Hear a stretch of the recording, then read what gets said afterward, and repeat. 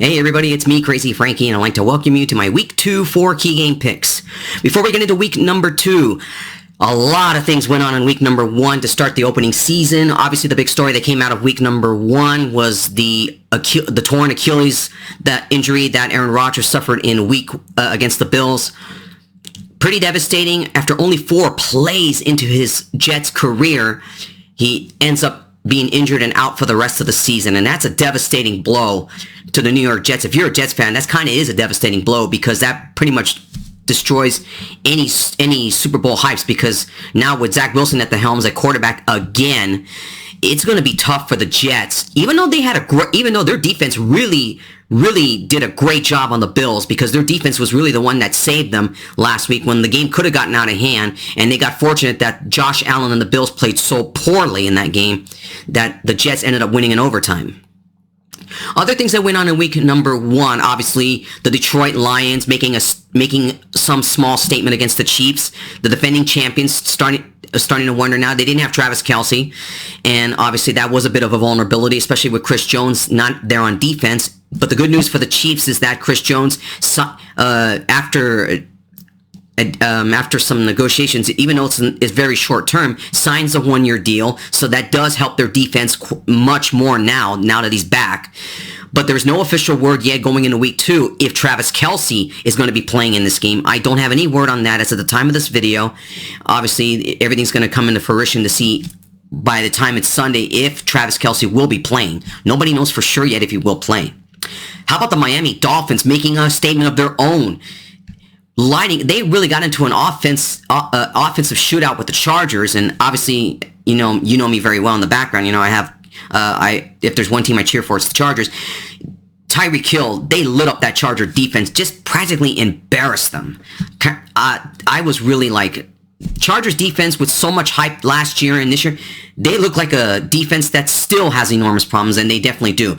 Miami's on the rise, and and everybody in the AFC East better be watching out for Miami, because now they're a factor going into that division. San Francisco, the 49ers dominance over the Steelers, which was not surprising. Brock Purdy starting to look pretty good after the injury he had in the NFC Championship. He's starting to look pretty well. The Niners, probably, in my opinion, the most dominant team in the NFL right now. They look like a team that I don't know if anybody wants to face right now. But if I had to look at a couple of factors going in from last week, how about the Dallas Cowboys? Now, I know it's only one game, and I'm still having some reservations and questions about the Cowboys offense, but their defense really destroyed the Giants in that game, shutting them out 40-0. I mean, that defense really is no joke. I have to hand it to the Cowboys defense. They really did a great job on the Giants. The Giants really look like they were not prepared at all in this game. They should be fortunate, and maybe it's just one bad game. I mean, they do have an easy opponent going into Week 2, but the Cowboys could be a factor later on in the season. It's kind of early to tell, and it's really hard to say what will go on the rest of the way. All right, there's too many things that went on in Week number 1. I'm not going to get into everything right now. Let's get into Week 2, shall we? All right, going into Week number 2, let's begin with key game number 1, and it is the Thursday night game. It is the Minnesota Vikings versus the Philadelphia Eagles. The Eagles are a 7-point favorite in this one. Obviously, that number will probably go down a little bit, but given the fact that they really struggled last week against the Pats, and the Pats are not that good of a team this year, but yet the Patriots were still in that game last week. The Eagles only won by 5 points, and I gotta wonder what is going on with the defending NFC champions. Could it be just a little bit of some first game jitters? I don't know. You gotta wonder about this Philadelphia team. Jalen Hurts was 22 of 33, 170 yards, 1 touchdown. Luckily, he had no interceptions in that game. Now, on the Vikings side, Kirk Cousins was 33 of 44, 344 yards, 2 touchdowns, and 1 interception.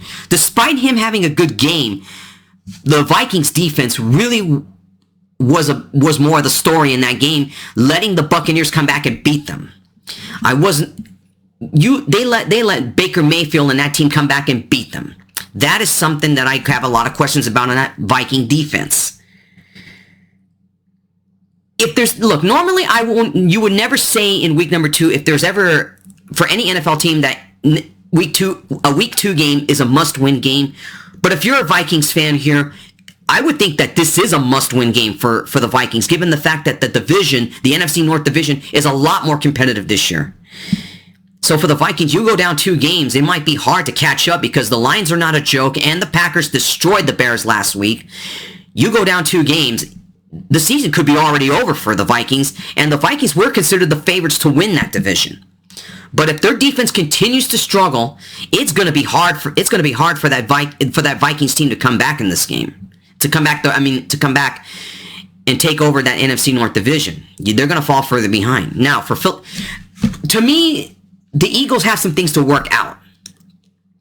This game is considered this game kind of could go back and forth here. I think this will be a game I don't think this will be like a blowout or anything. I think this Thursday night game is going to be pretty good. I think this will go back and forth. But given that this is the home opener for the Eagles and given the fact that I think to me the Eagles will figure this out and their offense is just a little bit better than the Vikings. Defense-wise, both teams are about evenly matched, but I think the Eagles I think it's evenly matched, so it could go either way. This game, to me, is kind of a toss-up. Eagles are a 7-point favorite. I'm going to go with the Philadelphia Eagles. I think the Eagles will figure their offense out. I think they're going to clean up the mistakes they had against the Patriots here. I have a lot of questions about that Viking defense. They're supposed to be a little bit better this year, but to me, they did not show it. They let the Buccaneers and Baker Mayfield come back and beat them, and if they continue to have struggles with the RPO and the run, I like the Eagles in this game. I think the Eagles will beat the Vikings here. I'm picking the Vikings over the Minnesota Vikings in this one here. Key game number 2, a rematch of the AFC divisional game last year. It is the Kansas City Chiefs versus the Jacksonville Jaguars. The Chiefs are a 3-point favorite in this one here, and it wouldn't surprise me if this number goes down to 2.5, maybe 2 points by the time it's kickoff on Sunday. Patrick Mahomes, 21 of 39, 226 yards, 2 touchdowns, 1 interception in the loss last week to the Lions. Trevor Lawrence, basically they had to come from behind against the Colts. He was 24 of 32, 241 yards, 2 touchdowns, and also 1 interception. For the defense-wise on the Chiefs, they get, like I said earlier in the video, Chris Jones is back, so that will help out their defense a little bit here. But again, I have no official word as of the time I record this video whether or not Travis Kelce will be playing in this game. Because the Chiefs receivers, a lot of them are rookies, and they really struggled last week with a lot of drop passes. So if I'm the Chiefs, that's a lot of worrisome when, in fact, you need Kelce. This game, to me, is a toss-up because the Jaguars they were not that impressive last week. They had to come from behind, but Trevor Lawrence is playing at a level that he should be taking a lot more of another step to be a much better quarterback. But when you're facing the defending Super Bowl champions and you know the Chiefs are trying to get back on track, this game, to me, is a toss-up now. It could go either way in this game, but I think knowing the Chiefs, look, I think the Chiefs clean up the mess that they created last week, and even without Travis Kelce, this is going to be, like I said, this game's a toss-up, so this game could go either way. It's going to be a close game, but I'm not going to go against Patrick Mahomes. I'm still going to pick the Chiefs in this one here. I think the Chiefs clean up some mistakes they had last week. Obviously, if they get the run going here, the Jaguars had a lot of trouble stopping the run last week. And if the Chiefs get the running game going, I think, to me, the Chiefs should win this one here. But it's going to be a very close game. I think the pundits are right here. I think 3 points is just about right, but it wouldn't surprise me if that goes to 2.5. I think it'll be by a field goal. I think the Chiefs will beat the Jaguars by a field goal. I'm picking the Chiefs over the Jaguars.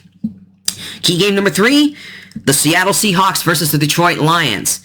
The home opener, if there's ever a big anticipation for any home opener for any NFL team, it's definitely the Lions, given the fact that expectations are very high for this football team, and given that they had a huge boost of confidence last week against the Chiefs. Now, Jared Goff was 22 of 35, 253 yards, with 1 touchdown.